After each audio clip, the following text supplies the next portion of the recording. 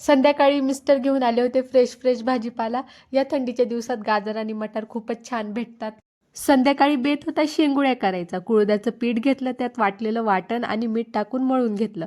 वाटणात टाकलं होतं हिरवी मिरची, लसूण, जिरे, कोथिंबीर आणि थोडे शेंगदाणे. बाकी सगळं सोपं आहे, पण शेंगुळे वळण्यातच थोडा टाइम जातो. माझ्या मावशीच्या इकडे शेंगुळ्यांना लाडू म्हणतात, तर माझ्या सासरी शेवंती म्हणतात, पण आमच्या नाशिक भागात याला शेंगुळेच म्हणतात.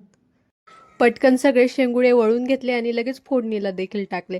फोडणीसाठी तेल घेतलं आणि वाटून ठेवलेलं वाटण जे होतं ते त्याच्यात टाकलं. थोडीशी हळद टाकली आणि छानपैकी वाटण जे आहे ते परतून घेतलं आणि त्याच्यात खूप सारं पाणी टाकलं आणि पाणीला उकळी आल्यावर त्याच्यात शेंगुळे सोडून घेतले आणि छानपैकी अर्धा पाऊण तास ते शिजत घातलं आणि वरून छानपैकी कोथिंबीर टाकली आणि मस्त गरम गरम खायला घेतलं. सायशाला देखील हे खूपच आवडतात.